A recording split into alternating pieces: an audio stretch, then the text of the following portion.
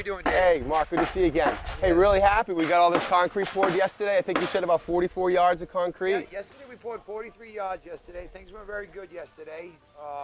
No problems with the trucks, and everything went very well yesterday. Yeah, you got to be concerned. I think you were telling me the other day, as I know that when we bring in some fill here for ramps that we're going to use eventually, you know, want to make sure the ramps are in the proper order so the concrete trucks are going to be able to... That's one of the first things I look at when I come to a job. I got to make sure that I can get the truck around the whole site. If we're doing a house that's out in the open like this here, we need to make sure we have the right height, the ramps to get the trucks up high enough to fit in these 8-foot walls. And if I'm on a lot that has some existing houses there, I'm going to make sure I don't drive over any septic tanks. Right. It's a big concern. Right. I mean, I've seen where, you know, sometimes you got to pump the concrete in because you can't get to it. But in this case, we're kind of wide open, so we're able to do this. So it worked out pretty good. Now this concrete, you poured it yesterday, and at this point, it's pretty much dry. What is the process of the drying process? It's not completely dry, but we generally we'll pour the forms, we'll pour the walls, and we will strip the next day. Yep. In the winter time, sometimes we have to wait a day or two because it's still very green. Right. The summertime, it starts curing at about 85 degrees, but it's still green enough. It's hard enough for us to strip the walls off, but we still got to give it a little time before we want to backfill. Now you mentioned in the wintertime, when we do pour in the wintertime, we do add some additives, I guess, some different things. Some calcium chloride. Keep the water. Keep the concrete from freezing. Yes, we cannot let it freeze. We'll cover the walls with hay, with blankets. Yeah. In the summertime, if it's too hot, I didn't mention this. If it's too hot in the summertime, we'll put a soak hose on some of these walls to keep them damp, moist. Okay. So the opposite. Yes, the opposite exactly. All right. So at this point here, right now, Mark down here, I think is your son down here right now, pulling off some of these forms. And I'd like to have you kind of explain a little bit about what he's doing. My son Mark, and right now he's taking off the forms that we hooked up together yesterday. He'll turn these forms around, he'll pull the forms off. He's got to bang the forms here. There's holes inside the forms that take concrete out of it. Once we do that, we'll turn the forms around so we can scrape the forms. And we're going to take a couple shots on the inside in a little bit. Yeah. To show you what the actual finish is of a wall after we bought it. But now those forms, they're pretty. How heavy are those forms? The forms are about 96 pounds apiece. Wow. Yeah, there's nothing light about these forms. It's rough work right here. Yeah. Yeah. No doubt about it. Got to be pretty tough. All right. Well, so let's look inside. Let's just go around the inside and kind of see what you've already stripped the inside out. So yes, we did strip the inside already. We got the inside stripped this morning. We snapped all the ties. I will show you some of the ties that we have to do. That we have to snap. Make sure nobody gets caught on them first of all. And we also snap the ties. If you want to come in here and take a look. These ties right here. We put these ties in to hold the walls together, hold our forms together. And after we fill these up, we have a tie that we have a tool that we snap these ties so we can return take these forms off. But we cannot leave these ties like this. We have to snap these ties because we're going to have to come in and seal this whole outside of this foundation. They're going to spray this foundation. That's exactly.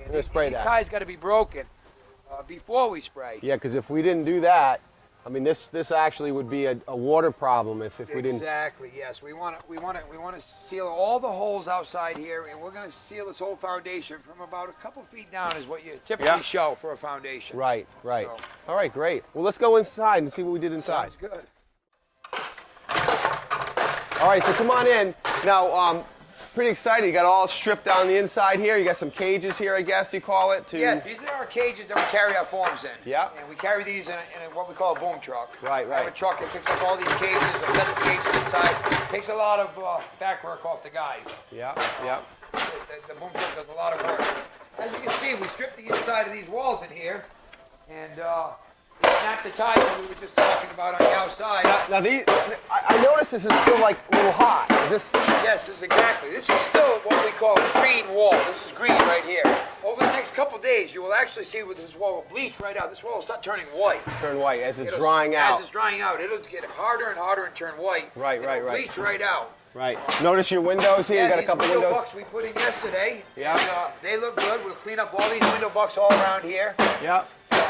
After we finish cleaning up the whole wall, we clean up all these windows. And what we have is we have these inserts that we will not put these window inserts until after the job is pretty much done. Accidents happen, rocks get rolled around, so we try to save the inserts until the job is the glass and the screens, right? Exactly. So that's going to let some natural light into the basement for the people, yes, and the air. Some air in the basement. That's nice. That's a nice feature. There's some dampness out if it was any. Right. But the air is nice to get a breeze in here, and they need the sunlight in here. You have to have some sunlight. You got to have some. And then behind us here, I got some pads here for our lolly columns that they'll sit down. You can see one right here, and then you got your lolly column will come up and hit the beam going across. Right. We have some beam pockets up here. This is where your beams are going to come across here. Right. So we got our pads. So we have our pads here. We're going to put some lolly column poles right on top of these pads here. Yep. And then after we get this done, after we get the wall and these cages out of here, we're going to get somebody in here. We're going to prep this floor up here, this dirt that you're looking at. Right. This will all be nicely flat. This is all going to be nice and flat in here. Yep. When we get ready, we're going to come in here and pour the whole floor. Pour the floor. It'll be a 4-inch floor. 4-inch concrete. Exactly. Usually put some polyurethane underneath for vapor barrier usually, or for moisture barrier. We'll put plastic down for a moisture barrier.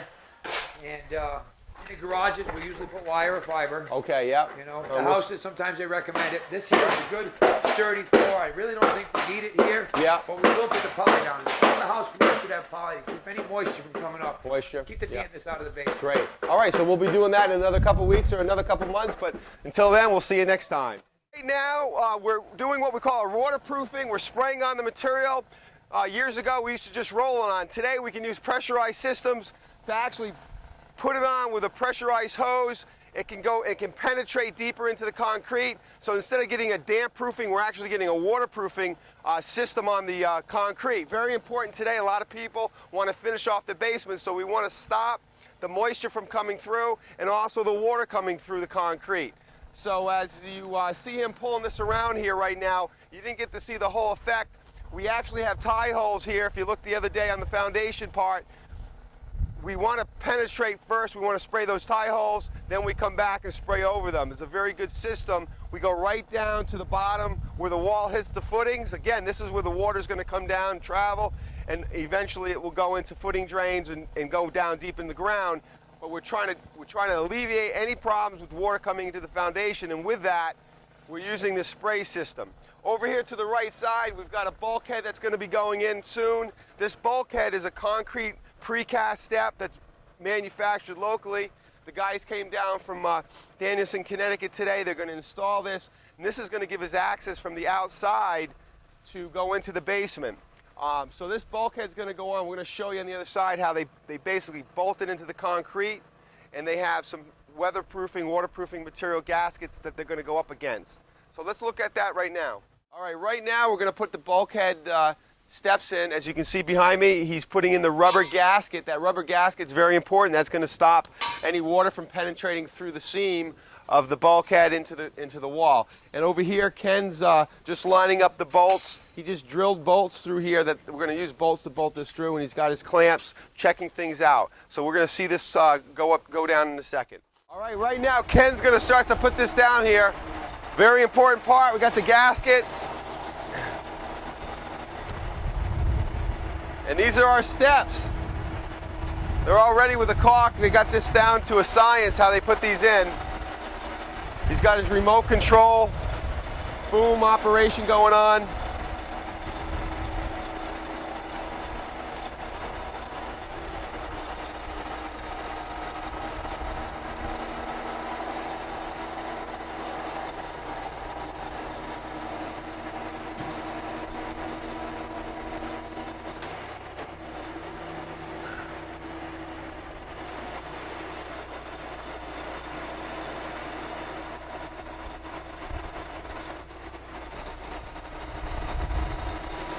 I don't know if you can notice down there we've got our rubber coating gasket down there as well. That's going to stop again the water penetration as we put this bulkhead up against the concrete walls. What we're going to do on the spray, the waterproofing person will come back later on today and they'll spray tight right into the bulkhead to get a complete seal. As you can see right now, we bolted in tight. The bulkhead is in tight now. We're going to come back and spray around this waterproofing around it, and we've got a nice sealed tight basement for as far as the waterproofing. and the gaskets that are on this bulkhead. Okay, hey, here we are. We took care of the bulkhead, and we're inside the foundation, the basement of the house actually. We've got some crushed stone down. You can see our lolly column pads. Before we saw the concrete was very green. Now you can see it's starting to dry out. It's starting to become white. So we know it's drying, it's curing in a good fashion. Right here is what we call the sewer line. This is going to be coming into the house from the road, and we're going to be able to connect this to the house. Crushed stone, very important. We're in a flat area down here. If water is to seep up, it's going to get to the crushed stone. We actually got footing pipes that go around the perimeter. You can see right here this green pipe, and this pipe's got some holes in it. So the water, even though it can run through the crushed stone, it'll get in the pipe. We've actually set up what we call a sump pit, which is over here, where the water will go if it ever does come up to this point. And then we'll put a sump pump in here, and basically it will go outside with the plumbing pipes. If you noticed before, we got our window wells in now, or we call them window bucks. Again, this is nice, clean, solid look. It's going to let light and air in through the foundation. Our beam pockets you can see on that side over there, and where you're standing there's another beam pocket. It will carry the weight of the house with the beams that will come down on top of the lolly columns. Again, the nice steps that we got from the people from Danielson, Connecticut. A nice, what we call a precast concrete step, was bolted in here and here, and on the outside, squeezing together that rubber gasket that we had. Then it's all caulked in nice and tight. And if you remember, we put the black tar around this after we install this. So right now, we're ready really to frame the house. The house is at the point we've got it backfilled. You can see it. It's pretty much filled in with some general fills. Behind us, you can see that we've got the topsoil here. The topsoil will be spread this spring. During the wintertime, we'll do our construction, and we'll start to frame the house, side the house. All the activities on the outside will be done through the wintertime, and inside, probably by the time we get into the springtime, we'll be ready to spread the topsoil.